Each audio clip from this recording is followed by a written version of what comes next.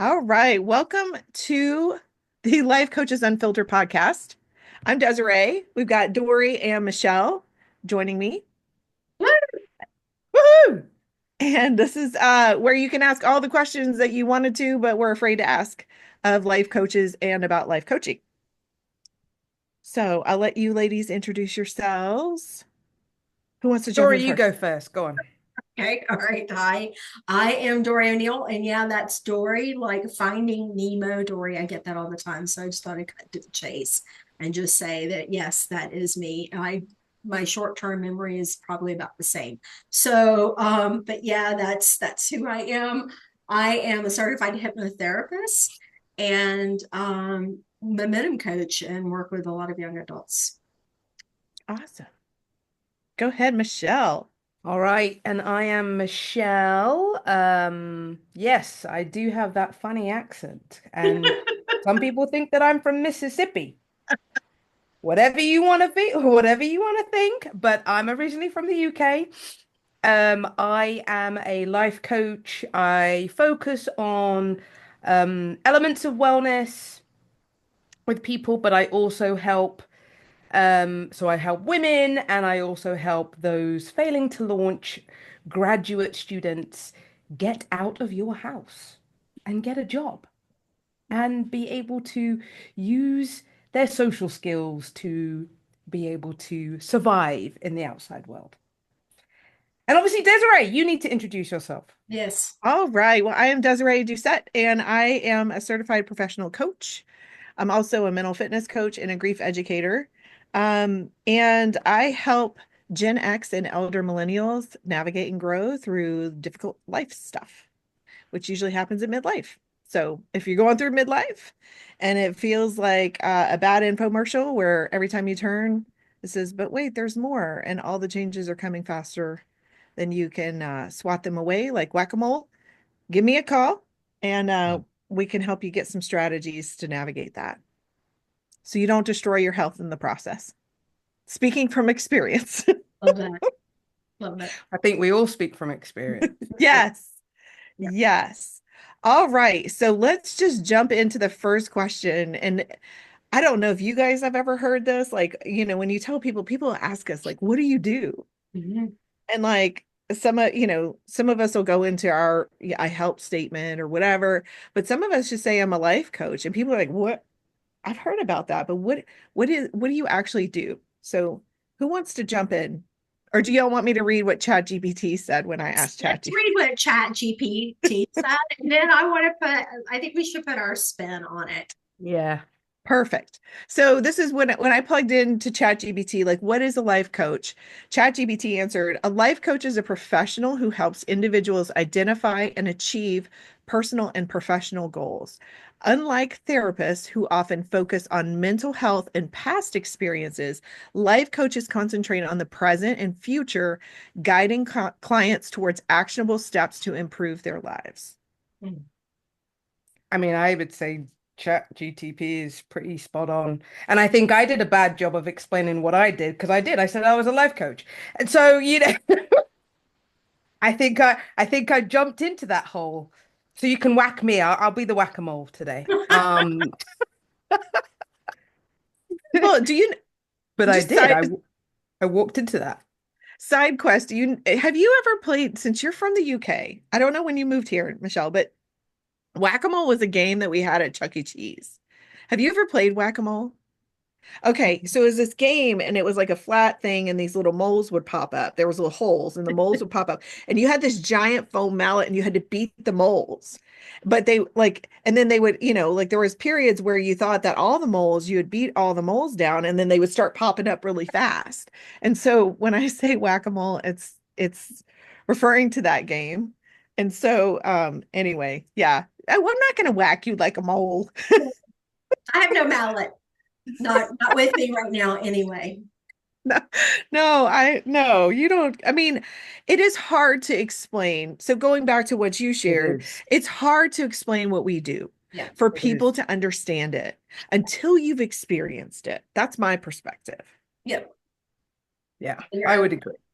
Yeah, you're absolutely right. It's one of those things that, and I think because everybody is so different too, it's a kind of Hmm. put us in this container. This was a great chat GPT, did a great just it was a great description, but kind of puts everything in a container. But we're all different in our own way. Like you'll probably hear in more podcasts how Michelle and I probably like intertwine lanes every once in a while, but we're very different in the way that we approach things and the way that we do things. And Desiree saying, we all kind of like connect in some way, shape, or form, but we all do it different. And I think Yeah. it's, kind of sad. Yeah, I would definitely agree because the type of coaching that I do, and I know I said in my introduction that I look at wellness. I look at the six elements of wellness with my clients, and yes, they're women, and they could still be going through the midlife crisis, or they could have the child that's not failing to launch, or they could not be in a really good state of mind, like they're just spinning their wheels. It Mhm. just depends. Or they could be procrastinators, or they could be ADHD and just like to procrastinate all the time. So my job is to, help them get to where they want to be. And setting the goals and being the accountability is kind of like fundamental to what I do. But again, it's completely different from what Dory, because she's going into the subconscious, whereas I don't need to go into the subconscious because that's not my forte and I stay in my lane. And then Desiree, Desiree looks at grieving and going and being in that sandwich generation. I mean, I can touch on that, but I don't have the experience. So I like to stay in my lane. Yeah. But again, we are all different. And I Yeah. sorry, Yeah. I'm telling everyone's businesses, I feel.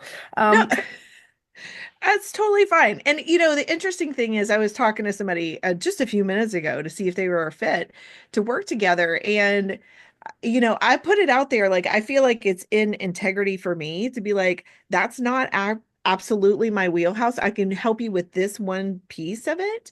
But I was mhm. like, let me put this out to my coaching community. And it's something with a very specific, like they're coming out of a very specific career path and wanting, to see what their options are. And I was like, I'm sure I can find a coach for you.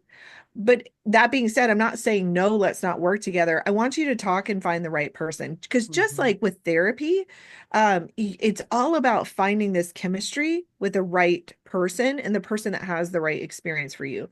Like I have a yoga teacher, like I have a yoga teacher education. I went through most of this education for myself. Like I went through a grief educator program, not thinking I would use it in my coaching. And then it's come in super handy. And a lot of people refer to me to help people in grief. So that's definitely something I talk about. But like, so, there's times where I'll pull in meditation or I'll pull in a yoga philosophy thing or I'll pull in some somatic movement. And if that's foreign to you, then maybe I'm not the right coach. If that's not something you feel comfortable with, Right. Right. maybe I'm not the right coach for you.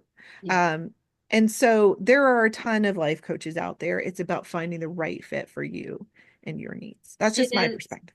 It is, and the one piece of this too. It talks about the trauma and digging in too. There's some areas of it where I actually had someone come to me last night and ask me if I could help her uncover some memories of trauma that she doesn't remember as a child. And I said, I'm not your person. I'm a person that helps you move forward in life. We're not going to go back and undig things. And I'm of the mindset that if you're not remembering something, it's because your mind is meant to protect you and you're not ready for it. So it's like trying to force something open with a crowbar. Why would you do that? That's my Mhm. opinion, and that's how I work. But there are people that do that and do it well. And so I just said, let me refer you to someone else. Yeah. I'm in the same boat. I stay in my lane. Yeah. And I'm not gonna pretend Swerve, Michelle, swerve. I'm not going to pretend that, oh yeah, I can do everything. No, no, no, no, no, no, no. No. And if I need to refer you out, I will, Yeah. because Yeah. I I feel that having that network is great to just refer out. Yeah. And I think that coaches, anybody can be a coach. So it's an unregulated industry. But I Hmm. feel that it's with integrity that I offer, like that I speak to someone about where my specialization and my focus is, and Mhm. say, I want you to choose the right person for you. And, let me get you a couple other options of people to talk to. Right. I Yeah. feel like that's just how I want to live my life. That's part of why I got into this business, is so I didn't have to make decisions that were not in alignment with who I am and the values that I hold. Well, and if you're working with people that are not a good fit for you, you're not, it's not serving either one of you as well. Because I don't know about you guys, but I mean, for me, I want to be successful in doing what I do. And if I'm just pulling in just anybody just to, have a client, then I'm not being successful I'm setting myself up for success as well. So when it's a good match, oh my gosh, it is like magic. Um, Mhm. but when it's not, it is not. It's like a bad relationship. And you may have to break up with that bad Exactly. relationship Yes, sometimes. yes, Is yes. And that's not seriously. good. It's not good. It's not. Heartbreaking. No, it's not. Yeah, It's stressful, and I don't want to be stressful. yeah, I don't want my coaching to be stressful. I want it to be in, that's again why I got into it. I enjoy it. I enjoy seeing the people going from A to B to C, and then it's just like, and then the balloons come up and the confetti comes up and everyone's happy, and that's what I want to see. Yeah. So I'm agreeing. Yeah. Sometimes you may have to fire people. yeah. Yeah. So this is a great segue into the next question, is why should I pay for this? Can't my friends and family just do it for me? Usually your Oh, friends and family are the reason why you're here. I said the quiet part out loud. you're supposed to say that with your quiet Oh, voice. sorry. Yeah, they're the ones pissing you off. They're the ones not wanting to support you sometimes. And sometimes you need us to kind of tell them, well, you know what? F you. I'm gonna do this because it's for me. But I didn't say that. Well, I think that sometimes people end up and hiring a life coach because of limiting beliefs, which sometimes Yeah. are instilled by our family and friends, and their Yeah. judgments that they speak with their outside voices. Sometimes they should just keep that to themselves. So that, the other thing is, we're trained on how to listen deeply. So you Mhm. might be saying something that you feel you need to say, but you don't really believe. Yeah. And we can pick up on that. Yeah. Yeah. And I know like with friends sometimes too. I have friends that have co-signed on my bullshit BS. I've had friends that have co-signed on that, and a good coach won't do that. A good coach will kind of point it out and just help you work through it, not necessarily just, yeah, everything's puppies and rainbows. No, it's not always puppies and rainbows. And sometimes we have to dig deep and do work we don't want to do. And I think what a good coach does. Yeah. I would also say, family and friends setting those boundaries. If you do not set those boundaries, that's where like chaos happens, and then you're gonna be annoyed with these people, but then you don't want them to know that you're annoyed at them, and then you're gonna start resenting them, and then it's just gonna build up, build up, build up, and then there's just gonna be this massive pressure cooker, and then you're gonna be like, huh, yeah, these people may not need to be in my life, and it's okay. It's okay to get I rid think of some of the toxic people that are in your life and not helping you or don't value you, depending on the situation. And it's okay. It's okay, even though some people may not say it's okay, but it is okay. You just don't need to listen to those people. I think that, I mean, how can you talk about setting boundaries with a community that you're probably having to set boundaries for? Yeah. Like it's kind of like going to, you know, it, you don't ask for, they have a vested interest in the whole outcome, whereas the coach is not. We're removed from it, right? There's no conflict of interest. That was the term I was looking for. Yeah. So how can we help you safely explore what those boundaries might need to be? Because if you're talking through this with your mother and you need to set a boundary with your mother, of course she's going to steer you away from, like, she's got a vested interest in Of whatever, course. um and not to say that everybody's, it's just harder for them to be impartial. Yeah. That's what I'm trying to say. Yeah. Yeah, Yeah. I would agree. I Um, I would definitely agree. And don't get me wrong, you do have friends who can, if you've got the supportive ones who are in your corner, lifting you up, those are the people that you need.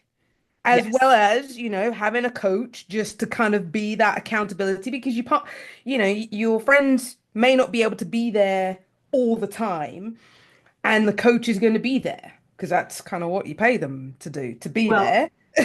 yeah, and that's what I was going to say too. On that is you said, why would I pay you when I can have a friend? Let me tell you, some of the best decisions I've ever made are the times I've put my money where my mouth is. When I actually, because I find that most people, it hurts the most when it hits, your pocketbook or your wallet. And I'm not saying that to be crass or to be, like, ooh, it's about investing in yourself and being able to Mhm. make an investment that says, I'm worth it and I'm going to do this. And I found when people do that, that's when they're willing to spend the time to do the work and actually like really get going and do it and stick with it. I would agree.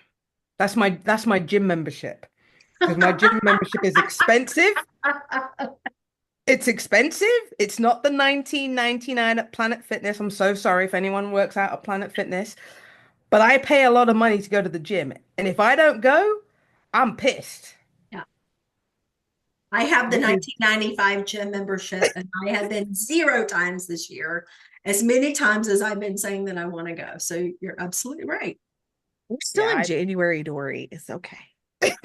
Don't listen to me. See, my friend, and co-signing on my BS. See, right, exactly. Oh, wait, we're friends? I'm sorry. sorry, I didn't mean to bring that Oh, up. Coming from all But directions I right mean, you now. made the point, like invest in yourself. So I'm like, yeah, I need to invest in myself a lot. Yeah. I mean, it makes a lot of sense. It makes a lot of sense. So are Yeah. coaches just going to tell their clients what to do? I wish. Maybe sometimes we may have to, like, we may have to call bullshit. Yeah. I don't, I feel like, when there's a chiropractor in one of my network groups and he refers to his clients as teammates and team members. Nice. And I think that that is the same way that it is with any kind of coaching and client relationship. It's a team effort. And so do I tell people what to do? Well, I'm bossy. I'm the oldest of five. So yes, I am bossy and I will tell people what to do. But I also want their buy-in. I want them to come up with the answers. I want them to Yeah, start thinking about different ways of thinking and doing things because it doesn't work otherwise. I would Yeah. agree. Did you have anything to add, Michelle? I didn't mean to Well, cut I you off. was gonna say, I mean, I kind of want people to make their own decisions, but then I also like to highlight, okay, so if you do this and devil's advocate, this is a scenario, how are you going to deal with it? Or is this a scenario, how are you going to deal with it? Just again, to get the buy-in and for them to understand, all right, you're making this decision, and if it doesn't work out, how are you going to feel and what's going to be the next step? Mhm. But I feel like with my graduate students, I kind of have to lay down the law a little bit, just a little bit, just for them to understand you can't say that in an interview or this doesn't work. I'm so sorry. So I think we're going to have to find a different way for you to explain this. And let's use Chat GTP maybe or AI to figure out how we can say it a little bit better. But, I'm not going to give you the answers because the answers can be anything in life. But I do have to kind of say, yeah, that's not going to work. So Yeah. sorry.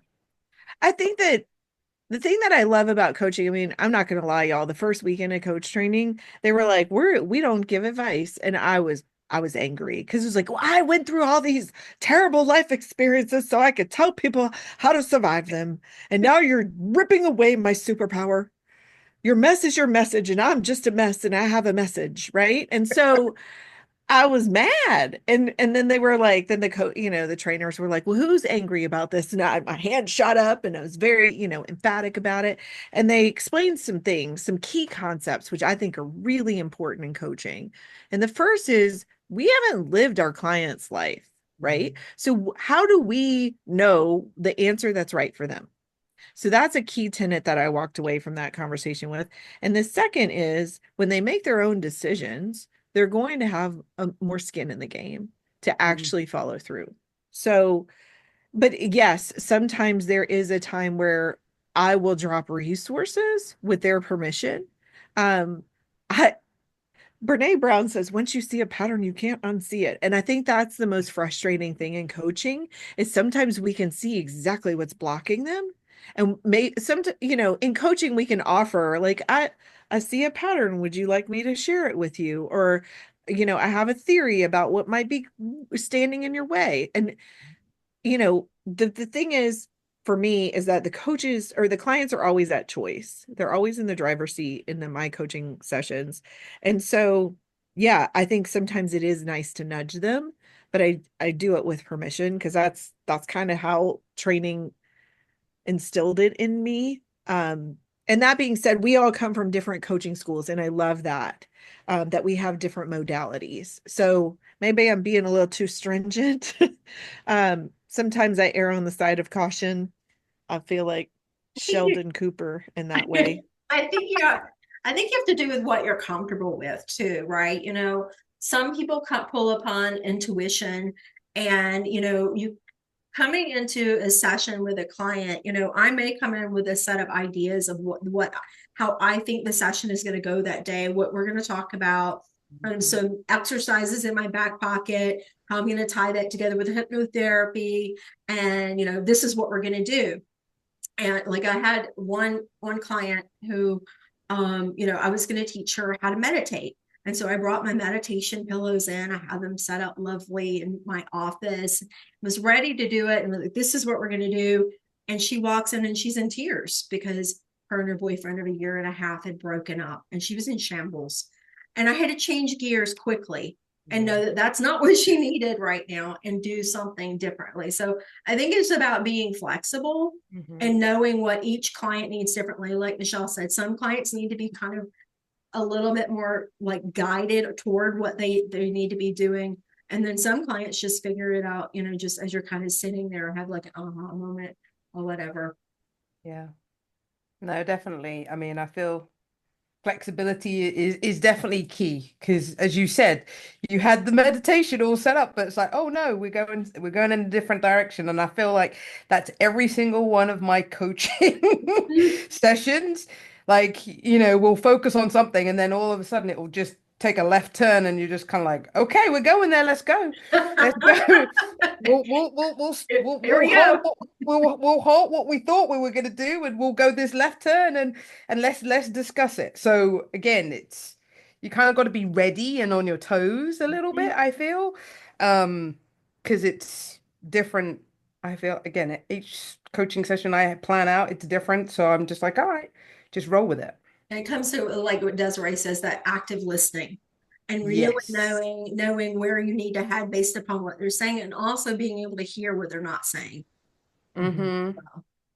And sometimes that coaching session needs to take the left turn, Michelle, you know, because they don't even realize that, that what is standing in their way. Like I love it when I'm in the middle of a session and somebody shares something and then I pull back and I'm like, I reflect back what they just shared.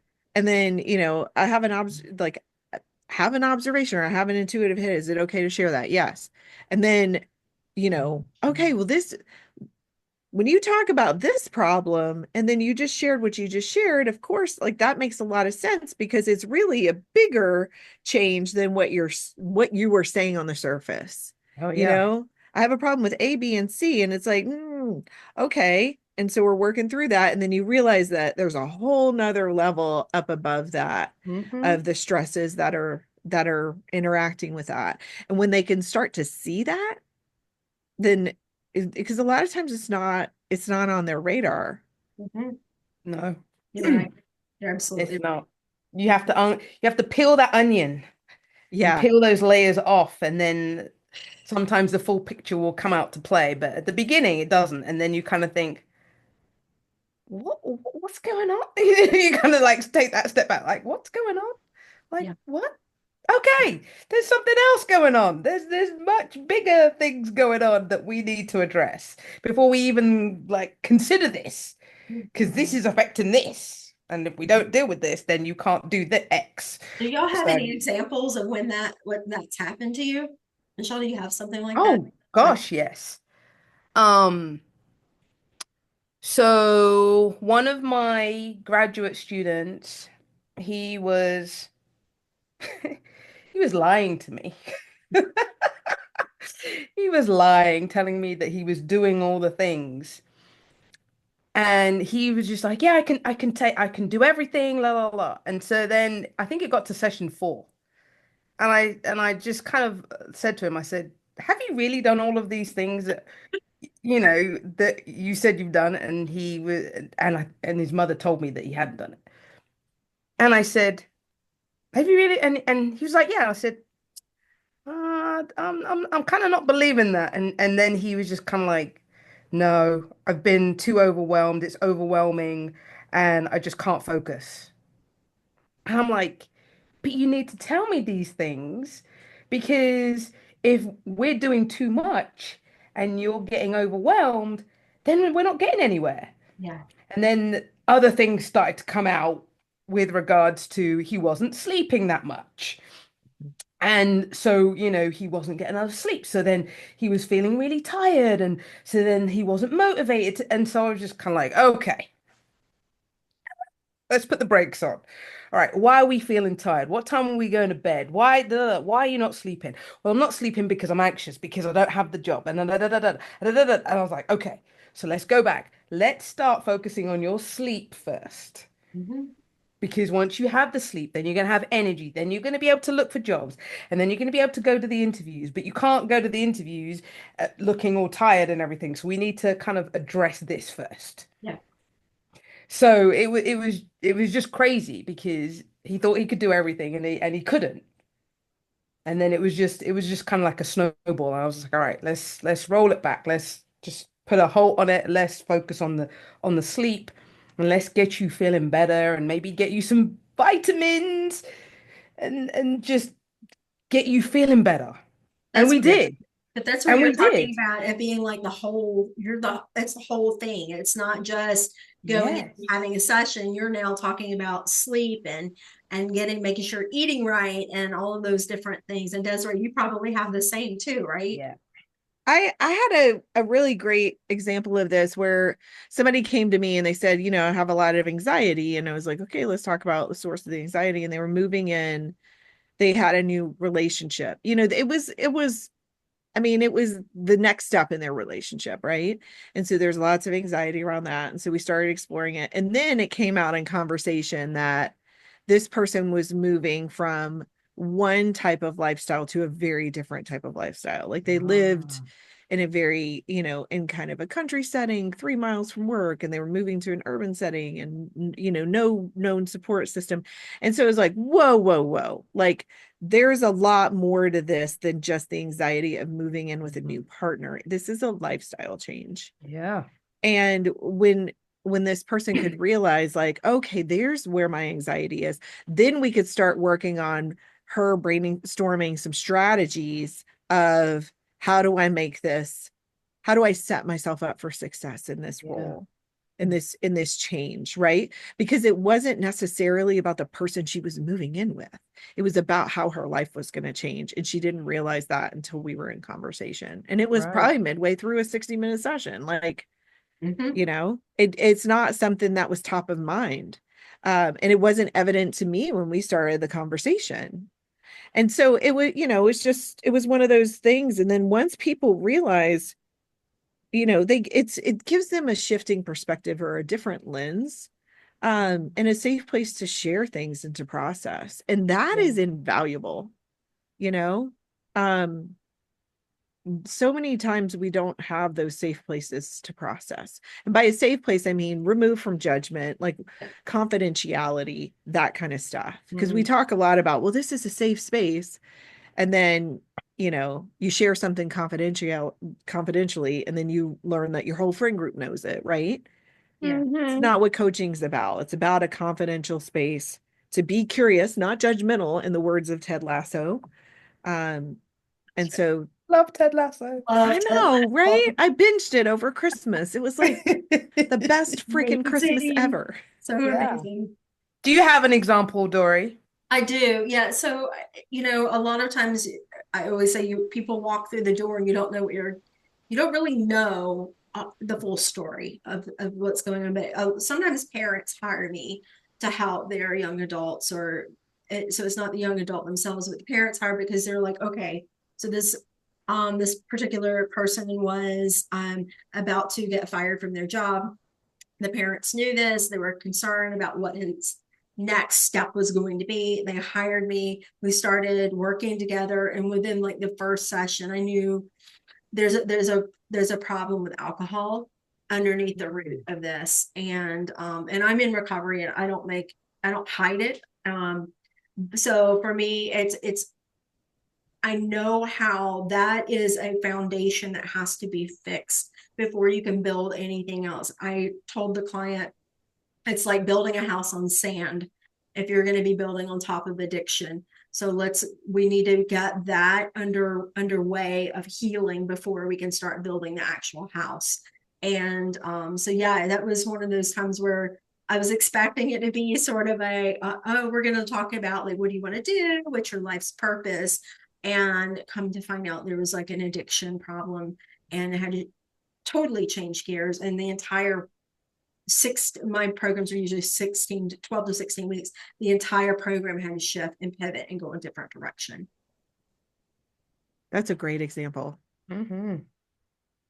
It's Yeah. tough. It's And it's just that's reiterating the point of our experience helps shape how we coach. Because if you didn't have experience with understanding what addiction is like, then you wouldn't have been able to pick up on that as quickly. You may not. I'm not going to say would not, but you may not have been able to pick up on it. I'm the same with you as with grief, right? And being able to have that experience, it's something you bring with you. One of my mentors in the hypnotherapy world, it's what said to me, never share with the client anything personal about yourself. Never share it. And I'm like, but that's part of who I am and part of what I want to do. I want my clients to know I'm not perfect. And I've walked a mile in most of their shoes. And I think that helps me to kind of think through things. I don't know about you guys with that. I I was would. talking to a coach. Uh, she's a she's a yoga. This person was a trained therapist in another state. She doesn't practice in the state where she lives. Um, she's also a yoga teacher and she's a coach. And she said one of the things that I felt really constrained by as a therapist is I could never share personal stuff with my clients. Whereas with coaching, it helps because you can give that perspective and they know that you're speaking from experience. And I thought that was really, really interesting. So I'll share that. Like I do share with permission. Usually I'll say, I have something that may be helpful to share from my personal experience. Is that okay? But Michelle, I'd love to hear your thoughts on that. I mean, that's the whole reason why I got into coaching because I want to share my experience if it's relevant. And some of the women that I've coached, the stories that they've told me about how they're feeling and everything, I can totally relate to because I was in that situation, and that's why I had to get a life coach to kind of get myself together because I'd neglected myself. And it's kind of like that aha moment of, oh, I'm not the only one, you know? And whenever I kind of, and again, just like you, I ask permission. It's not just like, just gonna give you it. I'm just gonna vomit all over you. But it's just like I understand how you're feeling because I was in this situation and I kind of give them my situation. They're like, yes, oh my God, you know how I feel. And I'm like, yes. And that's why I'm here to kind of help because I got the help that I needed to kind of get out of my slump, and it may look different for you. It's not going to look the same, but we're kind of going to go through the motions, and we're going to talk about what's important to you, and we're going to focus on that, and we're going to set some goals, and I'm here to kind of help you. And if there are any challenges, and let's find some tools and strategies that are going to work for you. So I again, people want to know that they're not the only ones going through it, Yeah. and that someone has experienced it. And Yeah. I think that kind of, I'm not saying it's making you more credible, but I think it just helps them feel relieved, and Yeah. that they're not the only one. Because I think women feel that, oh, I'm the only one going through this. No, no, you're not. It's just the fact that you don't talk about it and you don't get the help. Right. So there are many more people going through the same stuff that you're going through, and we just need to come together. Yeah. Yeah. So I've very frequently said that people that were the most helpful to me were the ones who have experienced something similar. yeah. And one of the things, like I work with a lot of people in grief, and people don't talk about grief. And the Mm-mm. hilarious, I won't say hilarious. The interesting thing is that grief is a universal human experience. We will all, if you love, you will grieve. Period. End of story. And most people, unless you're a sociopath and you have no access to emotions, will be grieving at some point in their life, but they don't feel comfortable enough to share it. I know. But when we do, it breeds connection with other human beings. And so that's why I feel like the work that I do with people in grief is such holy work. It's not religious in that way, it's a spiritual human connection. And that's what I mean by holy work. It is sacred. And I'm just freaking passionate about it. And so people are like, "Oh my gosh, like, I feel like especially I've been getting out and doing some dating, and I feel like if people Google me and they're like, "Oh gosh, she works with people in grief, she must be a real downer." And I'm like, if you know me in real life, like I'm freaking hilarious. Like I have a sense of humor because of my grief, because I have like, yeah, I'm like, no, that's not me at all. But I think I get this persona of like, not to cast judgment, like I'm a funeral director or I'm a stick in the mud. What's the And I'm like, stigma around it's the stigma around that. It's yeah. You're You stuffy. Are you I stuffy? can totally attest that you are not a stick in the mud. You are far from it, and probably one of the most active alive human beings that I know. And thank you, your Dory. I energy was just is about to say, I'm contagious. kind of like, I don't know where people are getting it because that is certainly not you. I think because I feel like I've had to project this social media presence that like, that I'm authoritative and I'm empathetic but I'm also a heck of a lot of fun and because of my grief experience, I do value connection and fun experiences through a different lens. Like that's the whole point. Like, damn it, if life isn't fun, then why am I still here? Yeah. Like I might as well have fun. And so yeah, and I met this other grief educator when my mentor came into town this summer and or this fall, and we were at this grief conference, and I met this woman standing in line to meet him and take pictures, and we were joking and laughing. She is totally like joyful grief person, and so we were starting talking. I started singing "Let's Talk About Grief, Baby," like the TLC thing, right? I was like, we need a theme song, Julie. Anyway, she also lives in the area, and she is a widower, and so she's a widow, and so if I have somebody that has experienced that loss and I can't help them, then I refer Julie. And I'm like, I love having this community of people. And grief is there are grief educators out there who are absolutely dancing through the streets, and celebrating the life that they have, even though it hasn't been perfect. But that's the thing of it, right? Is that there's celebrations in everything that we do. I know that when I first got sober, going into I was in a program, and I went into this program. There were people laughing about stuff, and I'm like, this is serious business. You know, why is everybody? No one's being serious. This is, and by like a year, I'm laughing with my girlfriends about some of the crazy shit I used to do. And we're Totally. laughing and people are horrified. Like if I told you guys, which I probably will share some things along the way that I did, that you people would be horrified. But now I can look back at them and be joyous in the fact, number one, I'm alive, and then I'm able to celebrate my sobriety, and then even walking through my own personal grief right now as well myself, is being able to find the joy of being alive.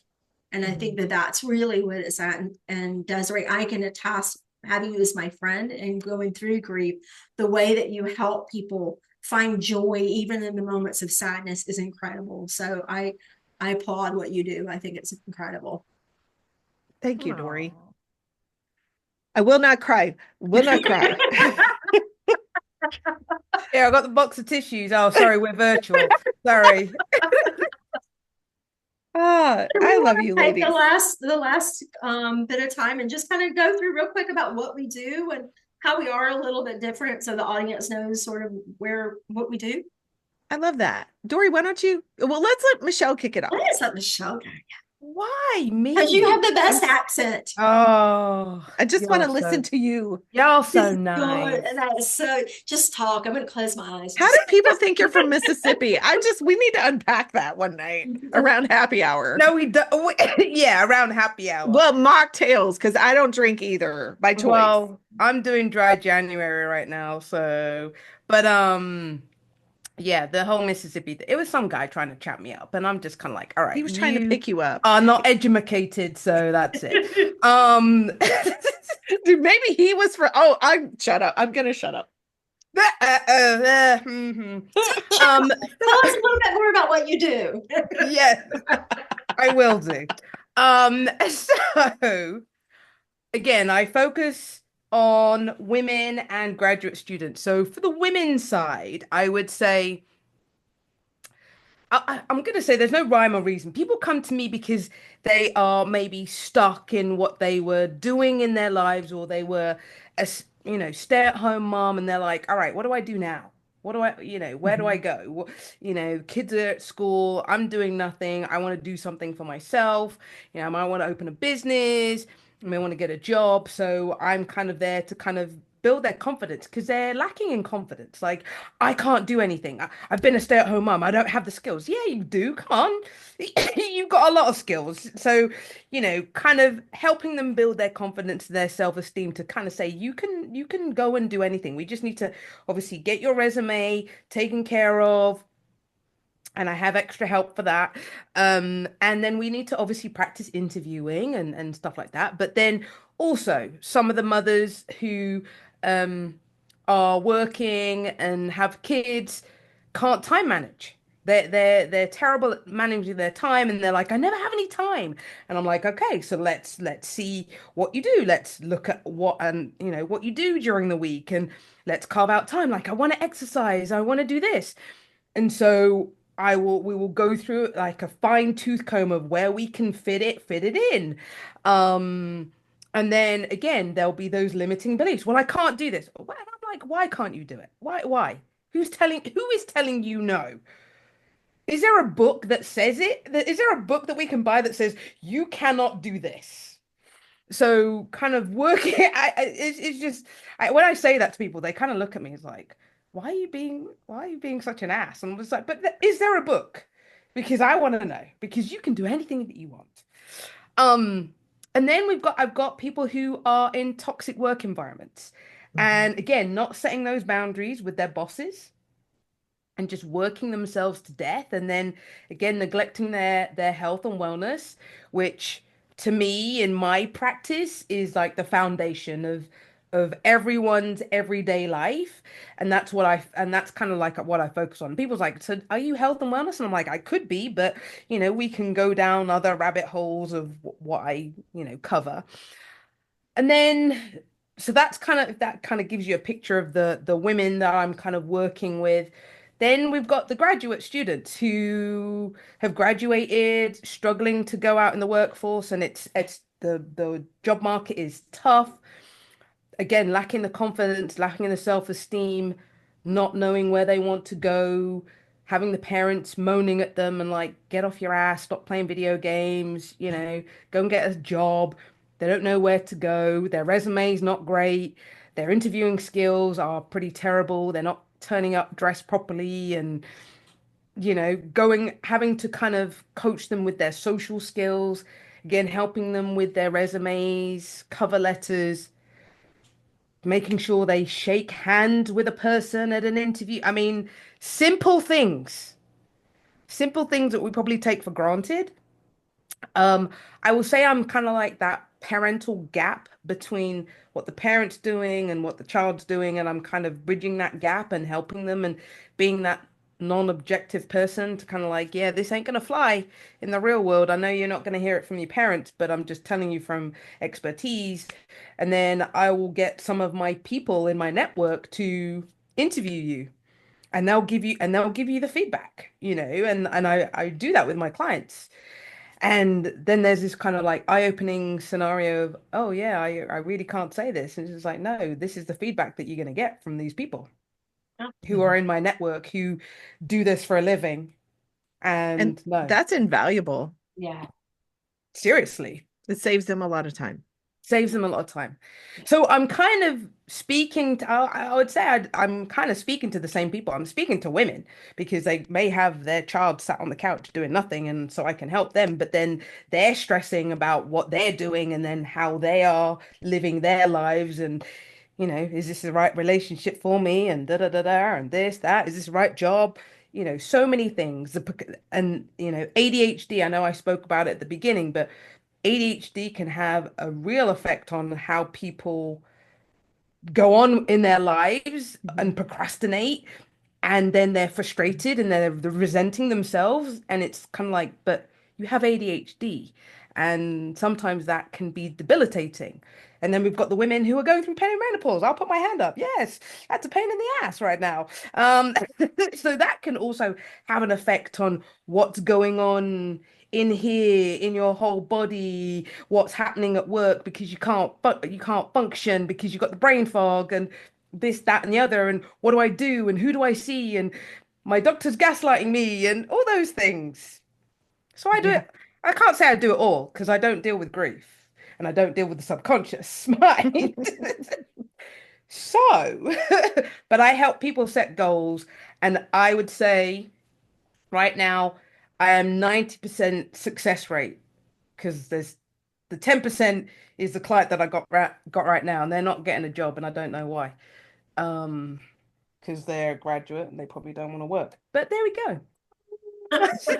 There you go. So I'll Dory, give you want to? myself 90% success rate.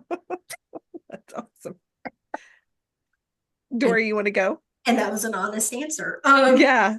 I I am a certified hypnotherapist, and what I do is a subconscious work. I like to tell people I help people start something, quit something, or enhance something. So a lot of Mm. people, when they think of a hypnotherapist, think about someone coming to quit smoking. That's a big thing. And that's actually how I got my foot in the door with hypnotherapy, was I quit smoking. After 6 sessions, I was done. It was absolutely incredible. And I tried a million different ways to do it. So I knew how powerful it was.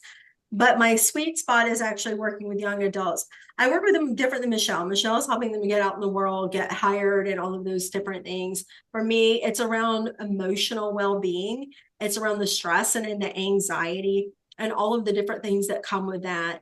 A lot of clients do come to me and they have some sort of addiction to something, or they're newly off of whatever it was they were addicted to.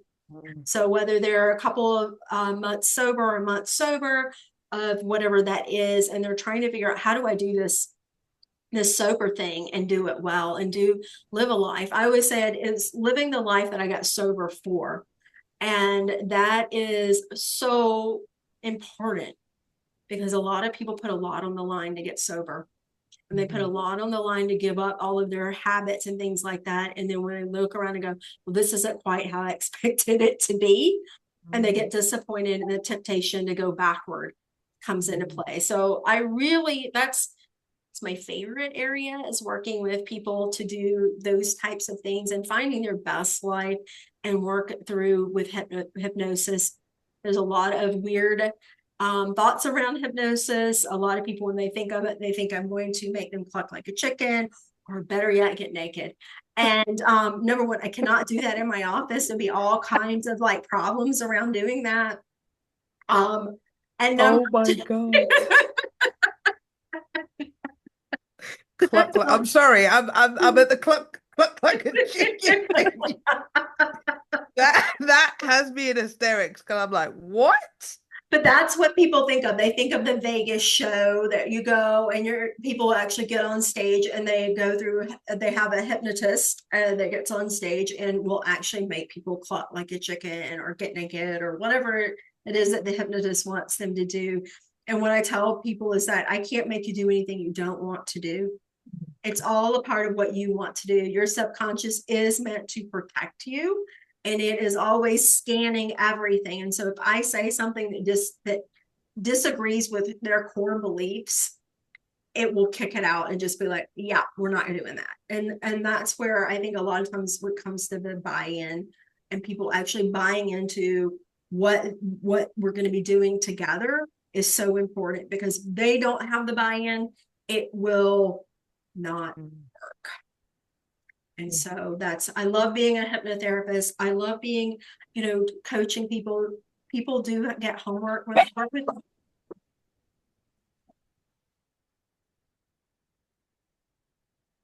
them. I think Nyla is barking. Nyla was barking. So yeah, people do have, and I just, to be honest with you, I just lost my train of thought. So Desiree, tell us a little bit about what you do now that my dog has broken my trance. And I'm sorry, Nyla. Tell Nyla I said hi. So she came home, so she went crazy. There we go. Very much like Dory's story. My work is informed by my own experience. So I was someone very close to me didn't have a problem with their drinking, but I did. And so I ended up in Al-Anon. So I have that experience of that was the gate opener for me to really making some lasting changes and understanding some patterns in my life that were not serving me. That eventually led, I got a divorce. So that was yeah, so I work with people that maybe have a loved one that is abusing a substance and it's starting to impact them, who are navigating a divorce and rebuilding their lives after that.